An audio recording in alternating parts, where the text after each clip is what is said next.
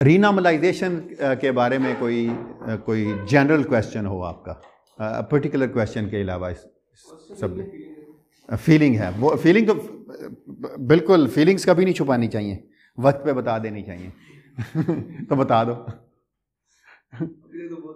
नहीं कोई बात नहीं, अभी तक बुरी लग रही है ना, पता है क्यों ऐसे लगता है जैसे हर चीज़ ना, लेकिन इस बुराई में भी अच्छाई ढूंढने की कोशिश करें। पता है क्या, आपको पता है कि लाइन इन्फिनिट हो नहीं सकती, लाइन फाइनाइट होगी, तो आपको ये बुरा नहीं लगा कि फर्जी सी चीज़ सोच के चल रहे थे, कहाँ से इनफाइनाइट लाइन।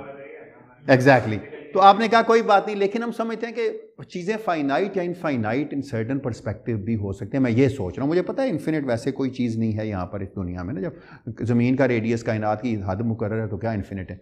लेकिन यकीन कीजिए आपके लिए अगर एक कुतुब से लेकर दूसरे कुतुब तक कोई चीज़ पड़ी हुई है ना, तो आपके लिए वो इनफाइनाइट ही है। आप डेली लाइफ में पैदल चलना चाहें तो सालों लग जाएंगे, तो आप कहते हैं यार बहुत इन्फिनिट है, छोटा करके कमरे के बराबर लें। तो ये रिलेटिव इन्फिनिट है, एक्चुअल इन्फिनिट नहीं। एक्चुअल इन्फिनिट बताया ही नहीं जा सकता। Actual infinity is an infinity which is something we can't even comprehend. Exactly, we can't even comprehend. लेकिन चलें, तो इसलिए मैंने कहा कि ये बहुत लंबी वायर थी। अब उस वायर के अंदर प्रॉब्लम ये था कि वन डायमेंशनल थी, पहली अजम्पशन थी वन डायमेंशनल वायर। अब वन डायमेंशनल वो क्यों वायर लगती है, आपके पर्सपेक्टिव में वो वन डायमेंशनल ही है। फर्ज कीजिए अगर वायर की थिकनेस जो है वो पॉइंट लेट्स से 1 सेंटीमीटर है और उसकी लेंथ 1000 सेंटीमीटर है, तो अगर आप दूर से देखते हैं तो आपको ऐसे ही लगता है जैसे एक लाइन है ना। तो पर्सपेक्टिव वंस अगेन आपका ये था कि वो एक लाइन चार्ज है और वो यूनिफॉर्म है। अगर आपको चलना पड़े एक वन डायमेंशनल चीज़ पे, आपके लिए रस्सी एक वन डायमेंशनल चीज़ है, लेकिन चींटी के लिए एक 3 डायमेंशनल चीज़ है। तो वंस अगेन अगर आप क्लोजली डायमेंशंस को देखते हैं तो वो डायमेंशन जो एक्चुअली आपको नज़र आती हैं डायमेंशन उनसे मुख्तलिफ होती हैं। यही पूरे का पूरी सेंस है कंपैक्टिफाइड डायमेंशंस की स्ट्रिंग थ्योरी वगैरह के अंदर भी। तो हमने क्या कहा, हमने कहा जब उन 2 डायमेंशंस को हमने रस्सी की 3 को छोड़ के 1 कर लिया, तो उसकी जो हमें कॉस्ट पे करनी पड़ी वो ये थी कि dx/x की तरह का इंटेग्रल आ गया था। अब ये जो dx/x की तरह का इंटेग्रल है, इस इंटेग्रल को हमने देखा कि इसमें लॉगरिथमिक डाइवर्जेंस है। अगर लाइन एक तरफ से फाइनाइट भी होती, दूसरी तरफ से इनफाइनाइट होती, तब भी जो एक फार एंड था पड़ा हुआ इन्फिनिट, जब भी x की वैल्यू इन्फिनिट होती तो उसमें एक लॉगरिथमिक डाइवर्जेंस मौजूद थी। अब ये लॉगरिथमिक डाइवर्जेंस हल करने के लिए आपने कहा कि 2 तरीके हम लगाते हैं। एक तो यह कि सिस्टम को फिजिकल कर लेते हैं, instead of an infinite length let's have a finite length. आपने फाइनाइट किया, आपने लेंथ को दोनों तरफ से चॉप अप किया, उतनी लेंथ जितनी आप देख सकते थे। आपने कहा जी ठीक है, आपने सिर्फ ये अस्यूम किया कि जितनी भी लेंथ को देख लें, charge per unit length same रहता है, चाहे मैं उसे काटूं या पूरी लेंथ रखूं, वो सेम रहा। उसको आपने सॉल्व किया, आपने देखा उसके अंदर एक कट ऑफ डिपेंडेंस आ गई थी। वो जगह जो वो बाउंड्री कंडीशंस जो आपने लगाई थी, वो बाउंड्री कंडीशंस आपको नजर आई उस सिस्टम में। लेकिन आपने कहा चूंकि ये फिजिकल चीज नहीं है, अब अगर ये फिजिकल चीज यानी पोटेंशियल जो आपने कैलकुलेट किया था, आपने कहा ये कोई फिजिकल चीज नहीं, अगर ये पोटेंशियल फिजिकल चीज नहीं था तो आपने कहा जी जी जी जी जी जी जी जी जी बिल्कुल बिल्कुल यूनिफॉर्म रहेगी नहीं वो, बिल्कुल बिल्कुल एग्जैक्टली क्योंकि आपके डिफेक्ट्स आ जाएंगे वहां पर, and then you have to treat it in unconventional वे।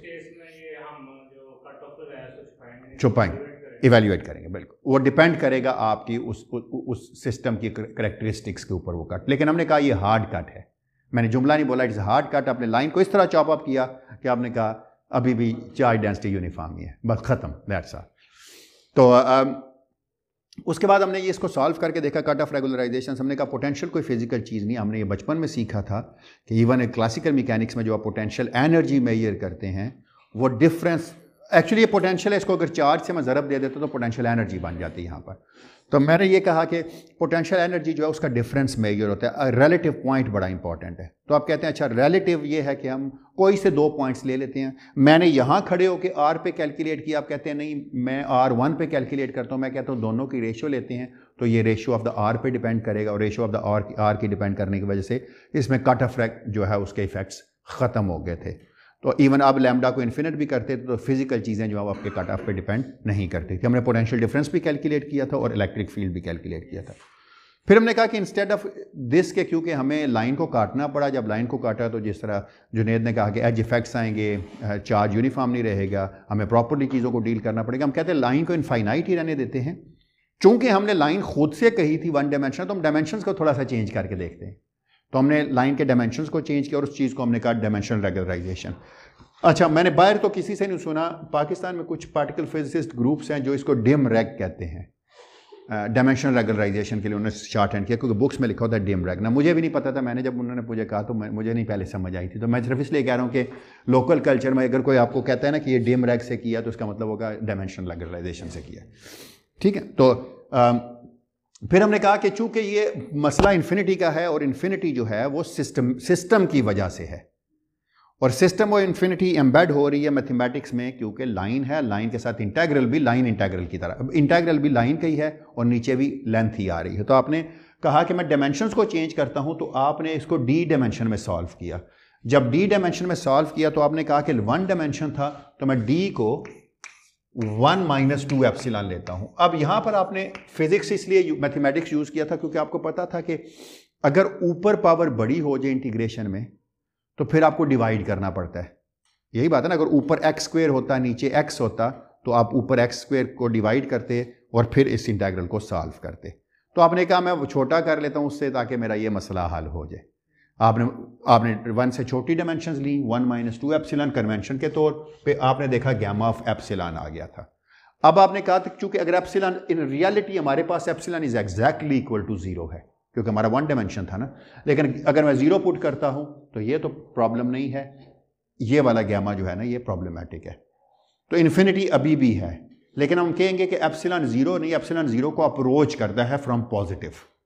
तो आप देखिएगा बाद बुक्स में लिखा होता है एप्सिलॉन गोज टू 0 फ्रॉम 0 के ऊपर प्लस लिखा होता है from positive side. So it doesn't matter, convention आप कोई कुछ भी यूज कर लें।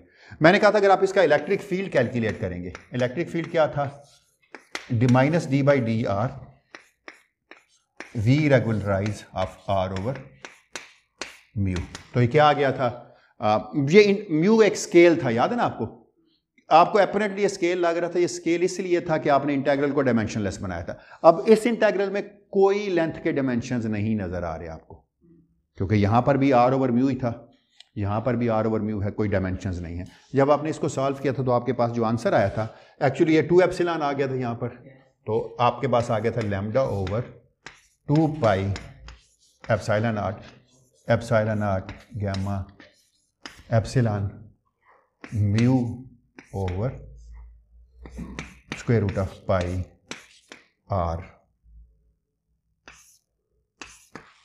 To the power 2। क्या आंसर है, r बाहर निकाल लो। अच्छा चलो, हाँ वो मैंने उसको सॉल्व करना है ना, मैं कर ही लेता हूँ, चलो मैं सॉल्व दोबारा, या कल कर लिया था, खैर है कोई बात नहीं, कल कर लिया था तो आंसर ठीक है, लिख लेते। लैम्डा ओवर, वक्त बचा लेते हैं ना, 2 pi epsilon naught 1 over r। और जो चीज़ हमने यूज़ की थी वो ये यूज़ की थी कि एप्सिलॉन गैमा एप्सिलॉन जो है वो गैमा ऑफ एप्सिलॉन प्लस 1 के बराबर है, या 1 प्लस एप्सिलॉन एक ही बात है। अब अगर मैं इसमें एप्सिलॉन को 0 पुट करता हूं तो कोई इन्फिनिटी नहीं थी। तो हमने देखा फिजिकली इलेक्ट्रिक फील्ड, और ये वही था जो पहले आपने कैलकुलेट किया था। अच्छा, इससे पहले कि मैं आगे चलूं, मैं सिर्फ एक चीज़ आपको मैंने और भी सॉरी बताई थी। मैंने कहा था कि जो गैमा ऑफ एप्सिलॉन है ना, आज जो मैंने वो बात आज एंड ऑफ द लेक्चर वो करूंगा, यूवी वाली जो कल नहीं की थी, मैंने कहा था अगले लेक्चर में एक्सप्लेन करूंगा आपको, जब लेक्चर खत्म हुआ था याद है, मैंने कहा था अल्ट्रा वायलेट डाइवर्जेंसी होती है, तो मैं आज उसको एक्सप्लेन करूंगा। तो 1 over epsilon minus gamma plus of the order of epsilon, ये चीज होती है ना gamma epsilon, where this gamma is the Euler constant, और इसकी वैल्यू है कांस्टेंट नंबर है 0.54। मैंने कहीं लिख के रखा हुआ था इसको, पता नहीं अब मिलेगा या नहीं मिलेगा, नहीं लिखा हुआ, चले खैर आगे कहीं मिल जाएगा। अच्छा, आपको पता है आप इसको ऐसे लिख सकते हैं, बाय द वे, अगर ये चीज लिखी हो 1 over delta to the power 2 epsilon.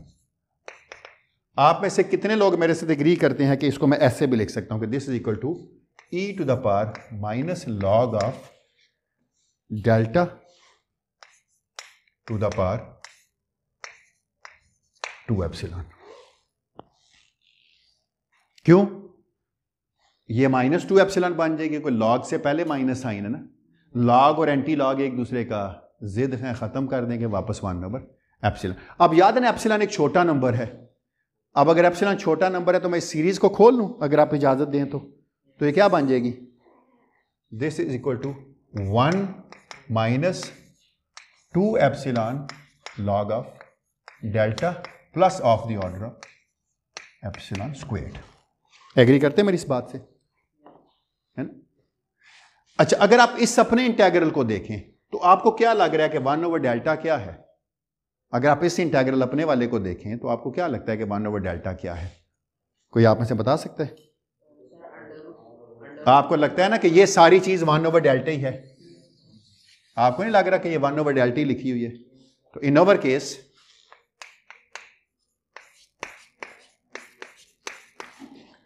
1 over delta is, देखिएगा कितना खूबसूरत आंसर बनेगा यहां से, mu over under root pi are.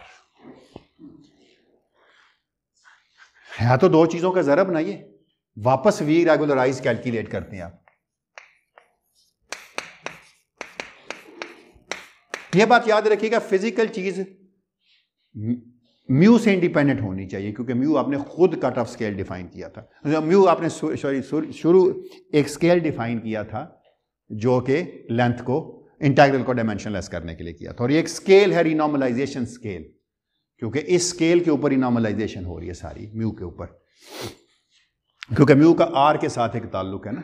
तो क्या जवाब आएगा इसका? कोई बता सकता है आप में से? तो this is equal to lambda over 4 pi epsilon naught. मैं सारे स्टेप्स करूंगा ताकि एक दफा ये चीज पूरी तरह सॉल्व हो जाए। गैमा ऑफ एप्सिलॉन की जगह मैं क्या लिख सकता हूं? 1 ओवर एप्सिलॉन, हाँ please, minus gamma plus of the order of epsilon. पता है क्यों नहीं लिखते हम? इसलिए कि एप्सिलॉन 0 को अप्रोच करेगा तो ये टर्म 0 हो जाएगी। और दूसरे का आंसर क्या है? ये लिखा हुआ है 1 - 2 epsilon log of delta plus of the order of epsilon squared. ठीक है भाई, अब इसको जरब दे लेते हैं आपस में और वो टर्म्स रख लेंगे जो हमें चाहिए होंगी, ठीक है ना? तो क्या आंसर आ जाएगा इसका? Lambda over 4 pi epsilon not. पहले इसको इससे जरब देते हैं तो क्या आंसर आ गया?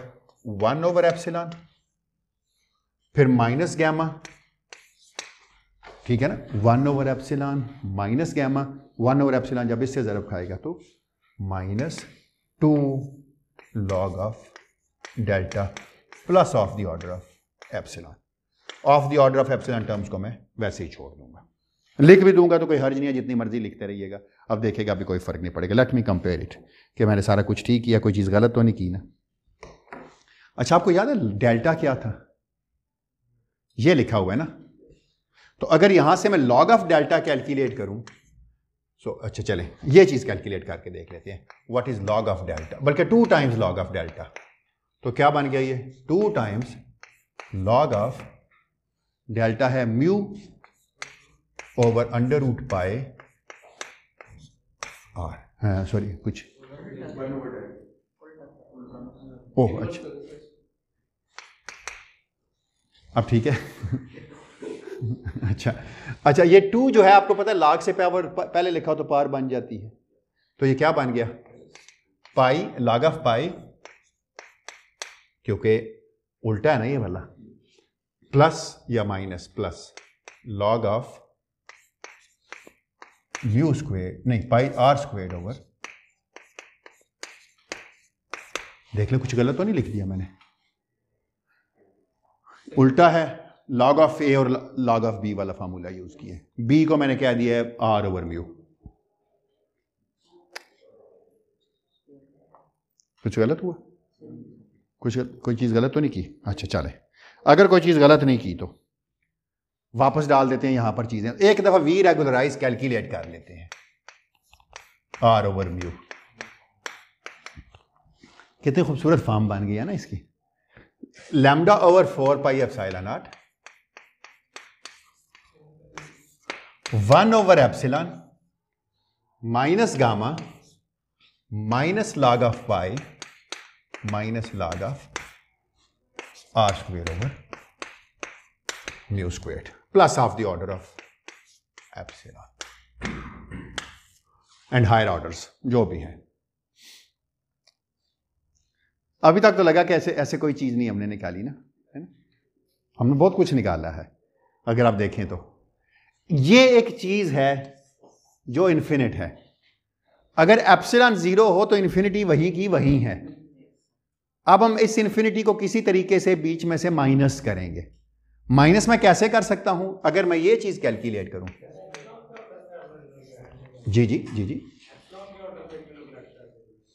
इसलिए कि एप्सिलॉन 0 को अप्रोच करेगा तो वो 0 ही हो जाएगी ना टर्म। अगर क्योंकि एप्सिलॉन बहुत छोटा नंबर है ना, तो 1 और एप्सिलॉन बहुत बड़ा है, जबकि ऑफ द ऑर्डर ऑफ क्योंकि एंड ऑफ द डे मैं भी लिखूंगा ना एप्सिलॉन गोज टू 0, ठीक है ना। तो आंसर क्या आ गया? V regularise of R1 over mu minus V regularise R2 over mu. मैंने क्या किया? पोटेंशियल डिफरेंस कैलकुलेट, सॉरी कुछ आप कहना कह रहे थे, अप्रोच करेगा, हाँ।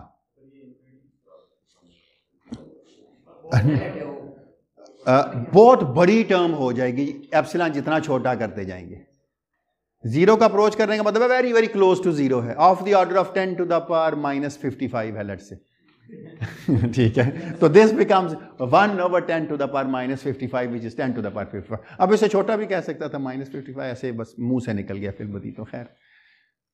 अच्छा, अगर आप ये डिफरेंस कैलकुलेट करें तो क्या बनता है? ये lambda over 4 pi epsilon not, ये कट जाएगा डिफरेंस में क्योंकि इसमें कोई और डिपेंडेंस नहीं है, ये कट जाएगा, गामा कट जाएगा, सिर्फ और सिर्फ एक चीज रह जाएगी, लॉग ऑफ, मैं उल्टा आप करके लिख दूंगा इसको, R2 squared over mu squared minus log of R1 squared over mu squared. क्यों मैंने किया उल्टा करके लिखा? क्योंकि इसके साथ माइनस होगा, जब डिफरेंस लूंगा तो उसके साथ प्लस हो जाएगा, तो प्लस वाला मैंने पहले लिख दिया, माइनस वाला बाद में लिख दिया। क्या बन गया ये वाला? सब कुछ खत्म हो गया ना। Lambda over 4 pi epsilon not log of R2 squared over, लेकिन ये तो वही रिजल्ट है जो आपने पहले निकाला था। एग्जैक्टली, गैमा फंक्शंस की बड़े बड़े गैमा तो देखते रहते थे, पहले दफा छोटा सा गैमा देखा है ना, गैमा Z, गैमा 20, 21। हाँ हाँ, एग्जैक्टली। हाँ, सिमेट्रीज हो तो गैमा फंक्शंस कहीं ना कहीं से घुस ही आते हैं बीच में ना, बिल्कुल सही, बिल्कुल। अभी और बड़ी एप्लीकेशन देखें गैमा फंक्शन आ गया ना, इंडिपेंडेंट। थोड़ा सा फिल्म को रिवाइंड करते हैं। हमने सारा काम ये सोच के किया कि किसी तरीके से हमने इन्फिनिटी छुपानी है, खत्म करनी है। हमने कहा कि डायमेंशन रेगुलराइजेशन में जो 1 ओवर एप्सिलॉन वाली इन्फिनिटी है वो इस तरह खत्म हो सकती है, क्योंकि ये लीनियर इन 1 ओवर एप्सिलॉन है ना, ये एक ही तरह से खत्म हो सकती है अगर मैं कोई ना कोई चीज इससे सब्ट्रैक्ट कर दूं। तो आपने ये इस तरह करके सब्ट्रैक्ट किया, इसमें से आपने कहा कि मैं इसको इस तरह सब्ट्रैक्ट करता हूं कि 1 ओवर एप्सिलॉन वाली टर्म बीच में से कट जाए। यही आपने किया ना, और तो कोई ऐसा प्रॉब्लम, ये चेंज इन पोटेंशियल आपने कैलकुलेट किया। This is your delta V regularise which is a function of R only now, no mu, scale है ही नहीं है, कोई रीनॉर्मलाइजेशन, ये डिपेंड ही नहीं करता क्योंकि ये फिजिकली ऑब्जर्वेबल चीज है, और फिजिकल ऑब्जर्वेबल चीज मैंने आपसे कहा था कि थ्योरी के स्केल पे डिपेंड नहीं करेंगे, ना लैम्डा पे करेंगे कट ऑफ में, ना म्यू पे करेंगे इन डायमेंशनल रेगुलराइजेशन। मैं जो बात कर रहा था, मैंने कहा कि एक तरीका यह था कि मैं किसी तरीके से कोई ऐसी टर्म सब्ट्रैक्ट करता कि ये 1 ओवर एप्सिलॉन वाली टर्म खत्म हो जाती। यही बात है ना।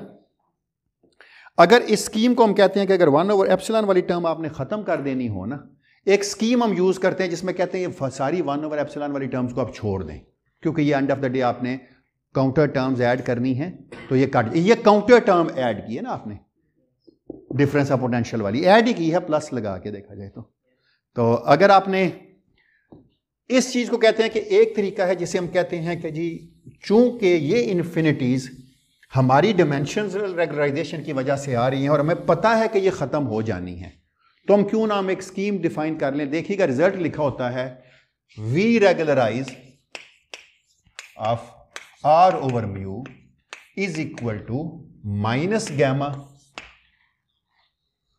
Minus log pi minus log of R squared over mu squared. एक रिजल्ट इस तरह करके लिखा होता है, इसको कहते हैं 1 ओवर एप्सिलॉन, क्योंकि मैं पता है खत्म हो जाना है। इसको कहते हैं मिनिमल सब्ट्रैक्शन स्कीम। किसे? डिराक भी इसको कहता था ये बड़े आर्टिफिशियल वेज हैं। एग्जैक्टली लेकिन विल्सन ने बाद में साबित किया कि जितने आर्टिफिशियल आप समझते हैं ना उतना आर्टिफिशियल है नहीं, ये बिल्कुल ठीक है। तो मैं इसलिए कहता हूं लोगों को कि विल्सन का पेपर जरूर पढ़ें। अच्छा ये तो है क्योंकि हमने कहा कि ये इसमें डिपेंड करता है ना, सॉरी ये इन्फिनिटी खत्म हो गई ना, इसको कहते हैं मिनिमल सब्ट्रैक्शन स्कीम, या कुछ किताबों में इसको लिखा होता है, इसको शॉर्ट हैंड में कहते हैं MS, मिनिमल सब्ट्रैक्शन। एग्जैक्टली क्यों? क्योंकि मैं पता था इन्फिनिटी इसमें से किसी तरीके से इन्फिनिटी हमने काउंटर टर्म ऐड की ताकि वो इस इन्फिनिटी को खा जाए। एक और तरीका लोग कहते हैं भाई ये क्यों यूज करनी है तो ये दो भी नंबर ही ना, इनको भी बीच में खत्म कर देते हैं। हाँ एग्जैक्टली उसे कहते हैं MS बार स्कीम। इसको लिखा जाता है, कोई फर्क नहीं है दोनों में, क्योंकि and of the day MS के ऊपर बार लिख के, इसलिए इस चीज के लिए मैं नीचे लिख देता हूं this is in MS scheme and let me right VMS bar scheme R over mu. ये किसके बराबर है? माइनस लैम्डा ओवर, सॉरी मैं ये भूल गया था, lambda over 4 pi epsilon not log of R square over mu square. अब कोई फर्क नहीं पड़ता, आप दोनों का डिफरेंस लेंगे तो वापस यही जवाब है कि जो दरमियान में जो आपने इतनी लंबी चौड़ी चीजें काटी ना, आपने कहा ये नैनी केस कट जानी है, छोड़ो पर। एग्जैक्टली ये वो चीज़ है जिसको आप इतना ज़्यादा रीनॉर्मलाइजेशन के लोग यूज़ करते हैं MS बार्स की। उसका मतलब सिर्फ और सिर्फ यही है कि ऐसी सारी टर्म्स जिनमें स्केल नहीं है वो सारी बीच में से आपने ख़त्म कर दी है। ये है कॉन्सेप्ट रीनॉर्मलाइजेशन का। एप्सिलॉन वाली है 1 ओवर एग्जैक्टली। अगर मैंने काउंटर टर्म ऐड की तो 1 ओवर एप्सिलॉन वाली चीज़ ख़त्म हो जाएगी। हाँ जी जी जी उनको भी ख़त्म कर दिया, छोड़ें। जब कोई चीज़ ऐड ही करनी है लैम्डा के साथ 5, समझिए एक लैम्डा 5 4 था और एक लैम्डा 5 प्राइम 4 था। ये सोच के कि 5 प्राइम वाले में कोई और चीज़ आ जाएगी वो इनको ख़त्म कर देगी। जिस तरह ये था V regularise R 2 over mu था, तो हमने दोनों का डिफरेंस लिया। फिजिकल चीज़ें जो है ना वो डिपेंड नहीं करेंगे इन पर। कल एक लेक्चर में मैंने आपको याद एक चीज़ कही थी, मैं वो उस पर बात करना चाह रहा था आज। याद है मैंने कहा था कि म्यू टू द पावर किससे ज़रब दी थी हमने? Mu two the power D-1। याद है ना कल हमने कहा था कि R के नीचे मैंने लिखा था म्यू और मैंने कहा था बाहर म्यू से ज़रब भी दे सकते हैं आप। याद है ना आपको? मैंने कहा था कि ये भी लिख सकते थे ना। तो मैंने कहा था एक्चुअली ये लैम्डा ही आपका बदलेगा, lambda mu two the power 2 epsilon, जिससे ज़रब देंगे D-1 D की जगह जब 1 - 2 एप्सिलॉन पुट करेंगे। अब अगर एप्सिलॉन को 0 पुट करें तो ये ख़त्म हो जाता है ना यहाँ से। इसलिए मैं कह रहा था कि ये मॉडिफाइड कपलिंग के अंदर अगर ये चीज़ आ भी जाती है तो एप्सिलॉन को 0 पुट करेंगे तो ख़त्म हो जाएगी। इसलिए जो ज़रब देने वाली चीज़ थी उसको हमने लिया ही नहीं था। हमने कहा था वो कपलिंग को ही मॉडिफाई करेगा, तो हम छोड़ दिया था हमने उसको। मैं अभी दोबारा रिपीट कर देता हूँ। मैंने कहा जी हमने डिफरेंस लिया दो चीज़ों का डिफरेंस लिया, ये भी कट गया, ये भी कट गया, ये भी कट गया। हम कहते हैं हमें ये तो बेचारे खाम खा बीच में मारे गए, कलेक्ट जैसे कहते हैं ना एक कोलेटरल डैमेज हो गया। मारना हम इसी को चाह रहे थे क्योंकि ये इन्फिनिटी थी, ये तो फाइनाइट था, कोई नंबर है 0.5, log ऑफ 5 भी, log ऑफ 3.14 भी कोई नंबर है। हमने कहा इसको किसी तरीके से सब्ट्रैक्ट कर देते हैं। इस स्कीम को कहते हैं जिसमें हम 1 ओवर एप्सिलॉन वाली टर्म को लिखते ही नहीं है एंड पे, उनको कहते हैं मिनिमल सब्ट्रैक्शन स्कीम। हमने कहा यार ये भी लिखी हुई बुरी लग रही है तो फाइनाइट ही, हमें तो सिर्फ वो लिखनी है स्केल, जो स्केल वाली टर्म्स है, उसको हमने कह दिया MS बार स्कीम। तो अगर आप ये रिजल्ट बुक में लिखा देखेंगे ना, ये वाला रेशो के अलावा R square over mu square, सिर्फ और सिर्फ वो टर्म जिनमें स्केल आ रहा है, तो ऑटोमेटिकली समझिएगा कि वह MS बार स्कीम के रिजल्ट हैं। इग्नोर ख़त्म कर दी कि हमने पता है एंड ऑफ द डे इन्हें कैंसिल हो जाना, तो क्या जरूरत पड़ी इतना टाइम और सफ़े ज़ाया करने की लिख लेके और एनर्जी ज़ाया करने की। ये वैसे इतनी ज़्यादा, जब आप कंप्यूटेशनल कोड्स लिखते हैं तो वहाँ पर ये स्कीम्स इम्प्लीमेंट होती हैं तो वहाँ बड़ा फ़ायदा होता है, क्योंकि कोडिंग में हर चीज़ लंबी लंबी लिखनी पड़ती है। तो कहते हैं आप ये जो चीज़ें शुरू से ख़त्म कर सकते हैं उनको ख़त्म कर ही दें एंड ऑफ द डे। लेकिन एक बात आप याद रखिएगा, एंड ऑफ द डे आप जितनी भी डायग्राम सॉल्व करें उन सारों में ये इन्फिनिटीज़ कैंसिल होनी चाहिए। अगर आपकी कोई एक डायग्राम भी है जिसमें इन्फिनिटी मौजूद है तो इसका मतलब है आपका रिजल्ट ठीक नहीं है, नेचुरली ख़त्म होनी चाहिए सारी डायग्राम्स में। ये जो G-2 की कैलकुलेशन लोगों ने की हुई ना 5 लूप के ऊपर, there are thousands of diagrams, maybe सही बात है, 1000 डायग्राम से ऊपर बनती हैं। अगर इतनी डायग्राम को सॉल्व करें, लूप डायग्राम्स है सारी, 5 लूप हैं उसमें, 5 loop diagram, 4 loop, 3 loop diagrams, उन सारी डायग्राम्स को अगर आप ऐड करें तो ये इन्फिनिटीज ऑटोमेटिकली कैंसिल होनी चाहिए। सर जब हम ये डायग्राम ड्रा करते हैं ना और उसमें इन्फिनिटी आती है तो उस डायग्राम में वो कैसे शो होगा? डायग्राम में इन्फिनिटी कैसे? डायग्राम में तो कुछ नहीं शो होगा, डायग्राम तो फाइनमेंट डायग्राम होगी जिसमें पार्टिकल आते जाते नजर आएंगे आपको। याद है आप तो पार्टिकल आएंगे पार्टिकल जाएंगे, आपको तो वैसी चीज़ें ही नजर आएंगी ना, और कोई चीज़ नजर नहीं आएगी। ठीक है, 1 डायमेंशन इंटेग्रल मैंने कर लिया है, अब मैं 2 डायमेंशन इंटेग्रल करूंगा, फिर मुझे पता चल जाएगा हाई डायमेंशन इंटेग्रल कैसे किए जाते हैं। यहां तक कोई सवाल हो? ये सेंस बन गया कि चलो आपको अच्छी लगी या नहीं लगी, लेकिन हैं क्या जी, इतना नाज क्यों करते यार? ये जिस स्कीम को आप इतना आर्टिफिशियल मान रहे हैं ना, नेचर इतनी आर्टिफिशियल बिहेव कर रही है। हमने जो चीजें प्रिडिक्ट की ना इससे, they are bull's eye. Lamb shift कमाल, G-2 कमाल, मेहनत बड़ी हुई है ना। हाँ हाँ एग्जैक्ट, नहीं, it is rigorously mathematically evolved subject, और ये ऐसा मैथमेटिकली इवॉल्व्ड सब्जेक्ट है जो हर लम्हे पे चेक हुआ है। हमने जब फाइन स्ट्रक्चर कांस्टेंट को देखा तो हमने देखा कि नहीं यार बिल्कुल सही कहते हैं ये जो क्वांटम फील्ड थ्योरिस्ट हैं कि ये चार्ज भी डिपेंड करता है आप कहाँ से देख रहे हैं उसको, जाके कितना देख रहे हैं, इफेक्टिव चार्ज क्या है आपका, मेजरेबल चार्ज क्या है, बेयर चार्ज तो हमें पता है क्या है, लेकिन जो फाइन स्ट्रक्चर कांस्टेंट है वो हमने प्रिडिक्ट किया, कई लूप्स पे जाके सॉल्व करके देखा नहीं यार जो चार्ज की रिनॉर्मलाइजेशन है वो बिल्कुल ठीक है। फिर हमने मैथ को भी रिनॉर्मलाइज करके देखा, इलेक्ट्रॉन का मैथ भी मेजर किया जो, फिर हमने इनको फिर लैम्प शिफ्ट के लिए देखा। इवन जब आप लैम्प शिफ्ट सॉल्व करते हैं आप कहते हैं कि ये जो उसमें भी इन्फिनिटीज़ आती हैं, अल्ट्रावायलेट भी आती है, इंफ्रारेड भी, आपने देखा सॉल्व करके सारी चीज़ों को रिमूव करके तो लैम्प शिफ्ट के वही रिजल्ट आए जो experimentally predicted, and they are very well observe now. मतलब कई तरीक़ों से हमने उसको कई लूप्स पे उसको भी सॉल्व किया। QCD को मल्टी लूप सॉल्व किया at a quark level, hadron level पे हमें पता है उसके प्रॉब्लम आर्टिफैक्ट्स आ जाते हैं क्योंकि QCD जो है वो 2 डिफरेंट स्केल पे डिफरेंट तरह बिहेव करती है। क्वार्क्स, ऑर्डिनरी चार्जेस को अगर आप इनफाइनाइटली फार ले जाएं तो उनके अंदर कूलम्बिक फोर्स ख़त्म हो जाती है, लेकिन QCD के अंदर मसला सारा ये है कि वो एक ख़त्म होती है दूसरी लीनियरली बढ़ रही है। एग्जैक्टली कि एक लीनियरली बढ़ रही है और एक 1/r से कम हो रही है। एक डायरेक्टली प्रोपोर्शनल है 1/r के और एक डायरेक्टली प्रोपोर्शनल है r के, एक को कम करते हैं दूसरी बढ़ती जाती है। दूसरा फनी चीज़ उनकी ये है कि आप उनको एक खींच के तोड़ भी लें ना वो कहीं और से जुड़ जाता है, जाके पकड़ लेता है ना, तो एग्जैक्टली एक वो आप इतनी तोड़ चुके होते हैं कि आपको वैक्यूम से कुछ बन जाता है आपके लिए, और वो पकड़ लेता है उसको, तो वो अकेला रहना पसंद नहीं करता। It's quark is the most social QCD social animal, कोई ना कोई हर वक्त अपने साथ चाहता है, अकेला नहीं रहता। इलेक्ट्रॉन को कहता है नहीं मैं अकेला भी हूं तो ठीक है, कहीं पैदा हो गया ज़मीन पे बिजली पड़ी, क्वार्क्स का ये फ़ायदा है कि उनकी बिजली नहीं चमकती, कहीं ना कहीं से फ़ौरन पकड़ लेते हैं उसको ना। That is the beautiful most elegant theory QCD, लेकिन इस वजह से एग्जैक्टली सॉल्वेबल नहीं है।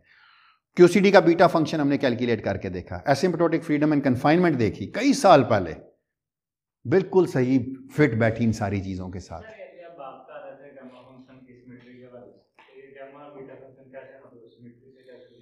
नहीं मैंने कहा कि जब भी कोई ना कि जैसे बेसल फंक्शंस आपके बनते हैं, सिलेंड्रिकल सिमेट्री थी ना यहाँ पर भी, तो इससे ऑटोमेटिकली गैमा फंक्शन बन जाए। तो जब भी कोई सिमेट्री के इंटीग्रल्स आते हैं तो सम टाइम हम उनको गैमा या बीटा फंक्शन की फॉर्म में लिख सकते हैं, हर दफ़ा नहीं लिख सकते, लेकिन जहाँ जहाँ लिखना चाहें बन सकें हम बना लेते हैं।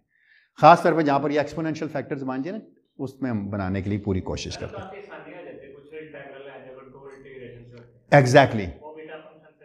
एग्जैक्टली फौरन हो जाते हैं, बिल्कुल सही बात है। हम करेंगे अभी, देखिएगा, उन्हीं से करेंगे, डोंट वरी। कोई सवाल किसी का भाई? यहाँ तक थोड़ी सी फील्ड डेवलप हुई करी नॉर्मलाइजेशन, जिससे आप इतना डर रहे थे।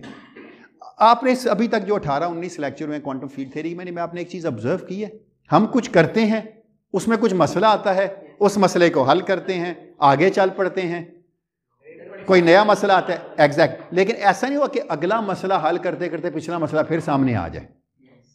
ये बहुत बड़ा एडवांटेज है क्वांटम फील्ड थ्योरी में जो अभी तक आपने की है। इसमें Wick rotation, Wick's contraction, Dyson formula, everything hold कर रही है। हर अगला स्टेप पिछले स्टेप से कि प्रॉब्लम्स को रिजॉल्व करता जा रहा है। ये जो जुनेद कह रहे हैं ना कि इसीलिए क्वांटम फील्ड थ्योरी करने वाले लोग इतना प्राउड फील करते हैं, और इसलिए सबसे मुश्किल सब्जेक्ट भी ये समझा जाता है। इतने सारे मसले हल किए। एक किताब है, अगर आपको वक्त मिले तो ज़रूर पढ़िए, वो है QED and the man who made it, Tomonaga, Schwinger, Feynman. हाँ नहीं यार, मैं वो तो भूल ही गया। नहीं, श्विंगर का नाम लिया मैंने, वरना क्या ज़िंदगी अधूरी रहती ना। टोमनागा, डायसन, श्विंगर एंड फाइनमैन, 4 लोग। ये पढ़ी हुई है नीचे लाइब्रेरी में, तो आप ले सकते हैं। मेरे ख्याल है ई बुक भी अवेलेबल है, ज़रूर पढ़िए, आपको पता चलेगा। QED वक्त के साथ से QED इलेक्ट्रोडायनामिक्स, वो बहुत पुरानी बात हो गई है। वो किस तरह इवॉल्व हुई, ये सारी चीज़ें उन लोगों ने सॉल्व की थी।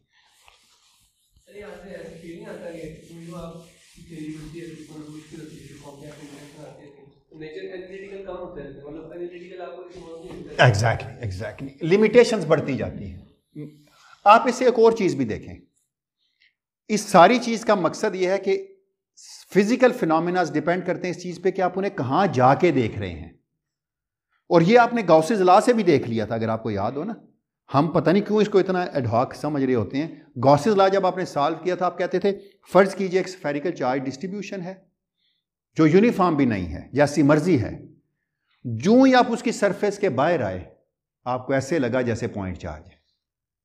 लेकिन जब आपने गॉसियन सरफेस उसके अंदर बनाई, तो जितना चार्ज जो सरफेस के ऊपर है वो निकल गया सारे का सारा, अंदर वाला चार्ज रह गया इफेक्टिव चार्ज। किया तो आपने वहां भी यही था। वंस यू प्रोब इन, आपने जो चार्ज ऑब्जर्व किया था, it becomes an effective charge. Ampere's, exactly वहीं पे वही चार्ज आता है जो आपका एनक्लोज्ड है।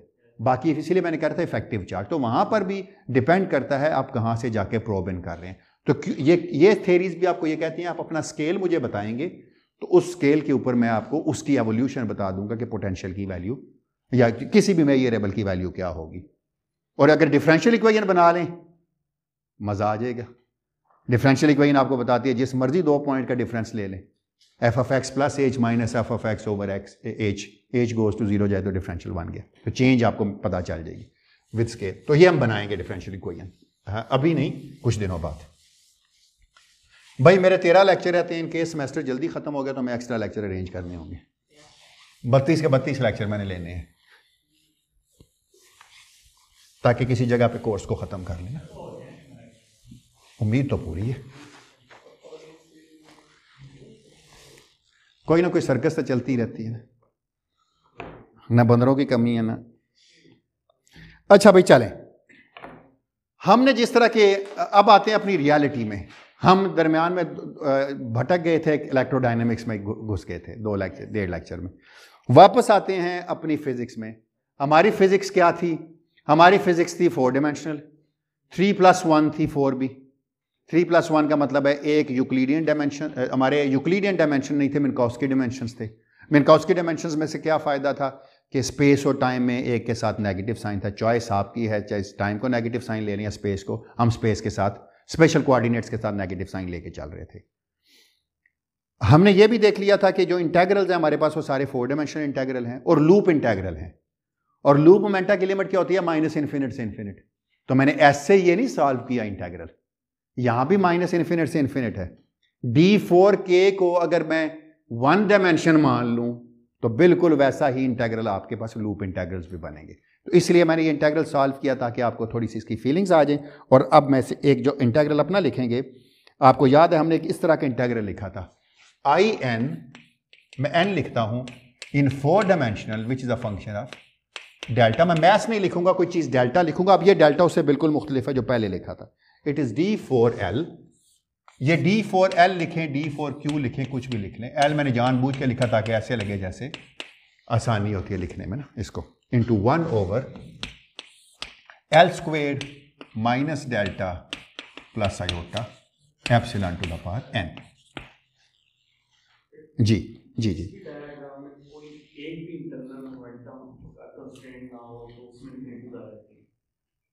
मैं समझा नहीं, कंस्ट्रेंट से क्या मुराद? एक फॉर्मूला डायग्राम है जिसमें लूप है दो वर्टिसेस, तो एक जो मोमेंटम है वो लेट्स से कंजर्वेशन लागू है, कंस्ट्रेंट हो जाता है, लेकिन दूसरा जो मोमेंटम है वो कंस्ट्रेंट नहीं होता, उसको इंटीग्रेट करना पड़ता है।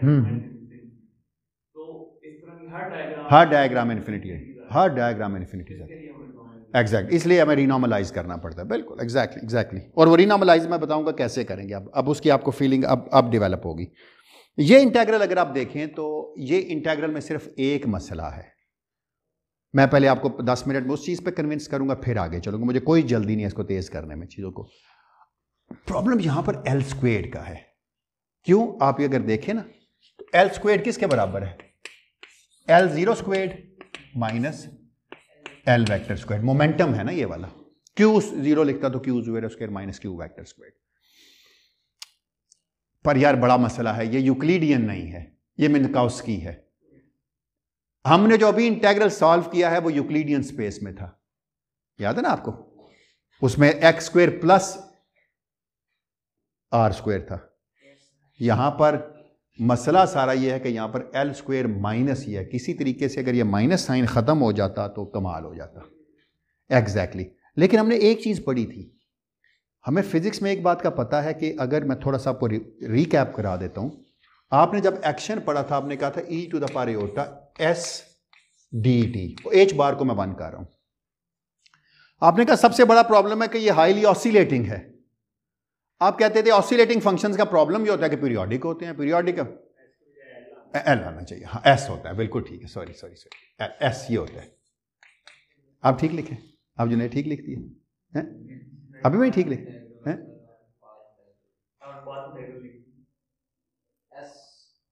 एक्शन क्या होता है मुझे बताएं। LDT होता है। अच्छा चलें फर्ज करते हैं, मैं इसको भी हटाता हूं, फर्ज के जेनेरिक लिख लेता हूं। चलें e⁻⁴s को एक्शन माने ये लिखा हुआ इंटेग्रल ST, ऑसिलेटिंग इंटेग्रल है, जैसा भी है। चले मुझे वो याद नहीं क्या है। S एक नंबर है, फर्ज कीजिए कुछ भी है ना, कोई भी चीज है, मैं नहीं कह रहा एक्शन है। मुझे ये पता हाईली ऑसिलेटिंग इंटेग्रल है। ऑसिलेटिंग इंटेग्रल से मुझे चिढ़ है, क्योंकि जब मैंने इंटीग्रेट करना होता है प्रॉब्लम आ जाता है। अगर ऑसिलेटिंग इंटेग्रल हाईली ऑसिलेट करते हैं तो उनके इंटेग्रल कन्वर्जेंस करना बड़ा मुश्किल होता है, क्योंकि उस इंटेग्रल को सॉल्व करना न्यूमेरिकली भी बड़ा प्रॉब्लम होता है। हम कहते हैं यार इस इंटेग्रल को अगर हम इस तरह करके सॉल्व कर लें कि e⁻⁴t और t की बजाय t कर लें, तो ये जो ऑसिलेटिंग इंटेग्रल था ये अब एक्सपोनेंशियली डिकेइंग इंटेग्रल बन गया है। आपने क्या किया? आपने कहा ये जो ऑसिलेशन है किसी तरीके से हम, चूंकि टाइम हमारी अपनी चीज है ना, हम इसको रोटेट कर लेते हैं। Instead of a real axis let's bring time to the complex axis. हमने कॉम्प्लेक्स एक्सिस में ले गए तो हमने कहा ये जो इंटेग्रल है जो पहले ऑसिलेटिंग था, now it becomes exponentially decaying. This is known as a Wick rotation. तो विक रोटेशन क्या करती है? जो आपका ये पार्ट है, let's use a Wick rotation. आपकी जो ये उन इंफिनिटीज को जो रियल एक्सिस पे होती हैं उनको पोलर एक्सिस पे या कॉम्प्लेक्स एक्सिस पे ले जाती हैं। तो let's define L0e is equal to iota L0। मुझे देख लें, मैं नोटेशन ठीक रखना चाह रहा हूं। हाँ ठीक है, परफेक्ट। यूक्लिडियन स्पेस के लिए बनाऊंगा मैं, E फॉर यूक्लिडियन होगा, ठीक है ना? तो मैं इसकी जगह ये लिख लूं, चले या चले ये कर लेते हैं L0 is equal to iota L0e, ये कर लेते हैं ताकि L0 को मैंने रोटेट किया है। अब अगर मैं इसको देखूं तो ये क्या बन जाएगा? L² is iota L0 E का स्क्वायर माइनस L वेक्टर का स्क्वायर। क्या बन गया ये?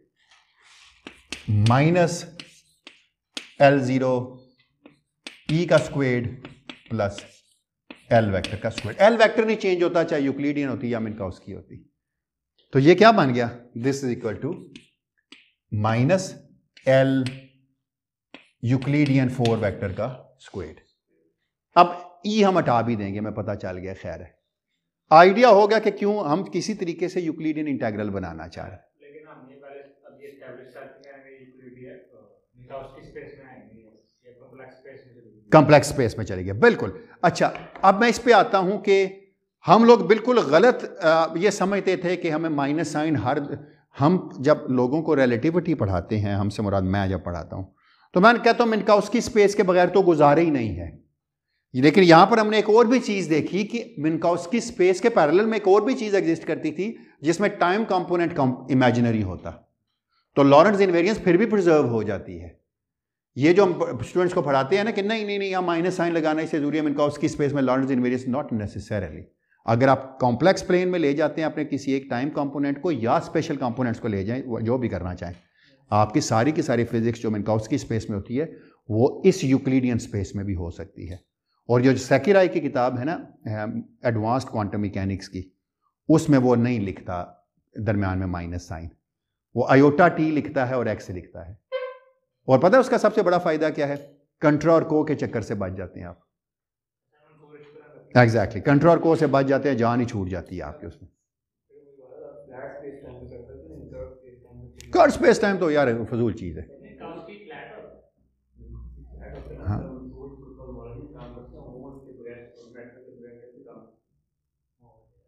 कोई मसला नहीं, कोई इशू नहीं। नहीं, किसी के काम में भी हो सकता है, डिफाइन कर, आपसे सेल्फ कंसिस्टेंट रहना है, कोई मसला नहीं है। पार्टिकल फिजिसिस्ट की नोटेशन और है, उनकी और है, मतलब मेरा नहीं ख्याल कोई issue, you can do it, no problem at all. End of the day depend नहीं करेगा आपका इंटीग्रल किस में सॉल्व कर रहे हो। हमें क्योंकि यूक्लिडियन ज्योमेट्री पता है, हमें यूक्लिडियन स्पेस में इंटीग्रल सॉल्व करने आते हैं। ये नहीं है कि हमें इसमें भी नहीं आते, इसमें नहीं आते, इसमें भी आते हैं। जब आपका गुजारा नहीं चला था ना प्रोपेगेटर को सॉल्व करने के लिए, तो आपने पोल को ऊपर नीचे किया था, और ऊपर नीचे आयोटा एप्सिलॉन से किया था आपने कहा था यार बड़ा मसला बन रहा है, रियल एक्सिस से हमें ऊपर हटना पड़ रहा है, तो वही काम अब आपने यहां भी कर लिया। लेकिन अगर आप इसको देखें तो D4L किसके बराबर है, कौन बताएगा? D4L किसके बराबर है? इसको मैं ऐसे ना लिख लूं, D0L0 और D3L, यही है ना। इससे एक आंसर आ जाएगा आयोटा DL0E और DL3। ठीक लिखा ना मैंने ये। अब इन सारी चीजों को यहां सैंपल करें तो क्या जवाब आता है, देखिएगा जरा, क्या आंसर आ जाएगा, कौन बताएगा आप में से? तो IN4 which is a function of delta. Delta mass भी हो सकता है ना, क्योंकि वैसे हमारे पास मैस आता है, लेकिन मैंने यहां डेल्टा लिखा, कोई एनर्जी स्केल है, कोई एनर्जी की टर्म है। यानी क्या बन गया ये, आयोटा यहां से आया अच्छा iota into D4LE Euclidean space का वॉल्यूम, साथ में क्या आ गया 1 ओवर। अच्छा आप ये देखें तो ये क्या बन गया, माइनस LE स्क्वेड, यही बने ना। तो minus LE squared minus delta plus iota epsilon to the power n।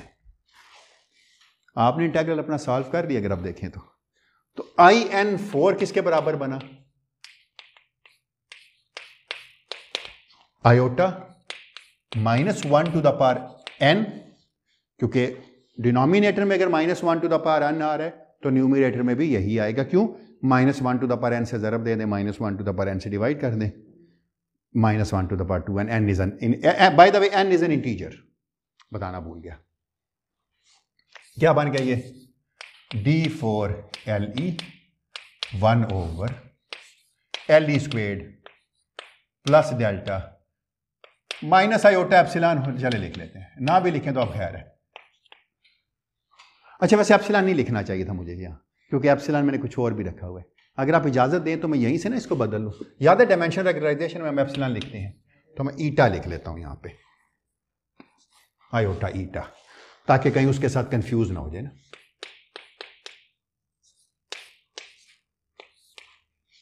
किसी का यहां तक अगर कोई सवाल हो तो सब कुछ ठीक है, कोई प्रॉब्लम तो नहीं मैंने किया, कोई गलती तो नहीं की? किया तो बता दें। LE, very good, thank you, बिल्कुल सही है। अगर मैं LE को दोबारा L कह दूं तो कोई इतराज़ नहीं होगा, ये नोटेशन। अब no this is an integration variable, तो इसका नाम मैं कुछ भी रख सकता हूँ, आप प्रॉब्लम नहीं होगा। लेकिन हम एक काम करते हैं, आपको 3 डायमेंशन में पता है ना क्या होता है, ये अब 4 डायमेंशंस हैं। मैं आपको एक ऐसा तरीका बताऊंगा कि कोई प्रॉब्लम नहीं होगी। आपको 3 डायमेंशन में पता है कि L3 को आप Z समझिए, X आपको पता है ना क्या होता था, R sin theta cosine phi, याद है ना आपको? आप कहते थे उसकी जगह क्या है, L0 का first component which is kind of an X component, ये किसके बराबर होता था? L0 की मॉड, ठीक है, उसका मैं नाम रख लूंगा, कोई K कह देता हूं उसको मैं, ये बन जाता है K sine theta cosine phi. Y component क्या बन जाता था उसका, LE का 2 K sine theta sine phi, और LE3 क्या बन जाएगा, K कोसाइन थीटा, है ना? ये तो है 3 डायमेंशन में। 3 डायमेंशन में जिस तरह कल आपने मुझसे पूछा था बाद में क्लास के, दो एंगल्स चाहिए ना। अगर आप 4 डायमेंशन में हो ना, तो मैं पता क्या करता हूं, सिर्फ 4 वाला लिख लेता हूं, LE0, जो अलग थलग होता है ना उसके साथ हमेशा कॉज आता है, तो मैं कह देता हूं let's write it as K cosine chi. जिस तरह यहां अकेला था ना Z वाला, जिसके साथ आपने एंगल बनाया था, फाइनल तीसरा एंगल, दूसरा एंगल बनाया था थीटा वाला। अच्छा, अगर इसके साथ कॉस का ही आ रहा है ना, तो मुझे कोई मसला नहीं है, इसके साथ मैं चुप करके सब के साथ ये ले, बेशक ऐड करके देख लें, वापस वही बनेगा। जो अगर मुझे 5वां करना पड़ता, मैं उसके साथ लिखता, बाकियों के साथ और डालता जाता। अच्छा शॉर्टकट है ना ये वाला। हाँ, ये ऑयलर ज्योमेट्री है ना, ऑयलरियन एंगल्स है ना, ये ऑयलर ज्योमेट्री है, बड़े खूबसूरत तरीके से गोल्डस्टाइन में किया हुआ है। ये ऑयलर ज्योमेट्री जो है ना, ऑयलर एंगल्स जो है, यही न्यूट्रिनो फिजिक्स में बनते हैं। एग्जैक्टली बड़े आराम से बन गया ये, पता नहीं सही बना है गलत बना है, लेकिन मेरे ख्याल ठीक ही बना है, क्योंकि मुझे इतना पता है। जी क्या कह रहे हैं, अक्सर आते हैं। Exactly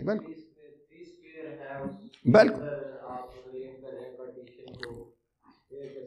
exactly. तो इसका मतलब क्या बना, LE स्क्वेयर्ड किसके बराबर बन गया, LE squared is L0 E squared plus L vector E squared.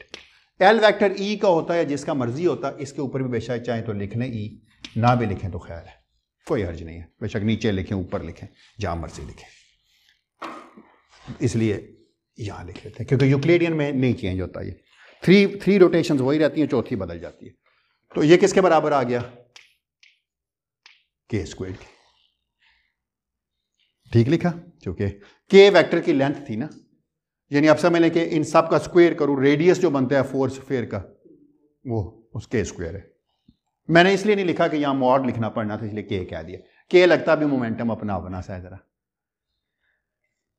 एक चीज है, DL कैसे लिखा जाता है, D4L, उसका भी एक चोर तरीका है लिखने का।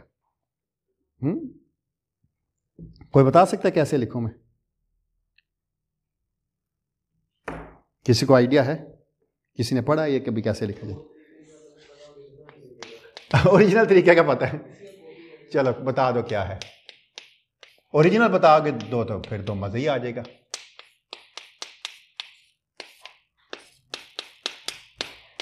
चलो बताओ क्या है ओरिजिनल। ना यार कौन निकालता रहे बैठ के जैकोबियन, मैं पता क्या करता हूं, देखना जरा। 3 डायमेंशन में हम लिखते हैं K स्क्वेयर्ड D के D ओमेगा, 3 डायमेंशन में। 4 डायमेंशन में D ओमेगा 4 डायमेंशन का चाहिए होगा, देखिएगा कितने आराम से बन जाएगा वो। एक तो आ गया K क्यूब D के, अच्छा मुझे सबसे अच्छा ये लगता है D फाई, ये हमेशा 0 से 2 पाई वाली होता है। ओह सॉरी, मैं थोड़ा सा ना, हाँ बिल्कुल ठीक है, मैं लिख दूँ सारे इंटेग्रल भी ना, इसी तरतीब से लिखूंगा मैं। जी जी, क्या कह रहे हैं, सॉरी?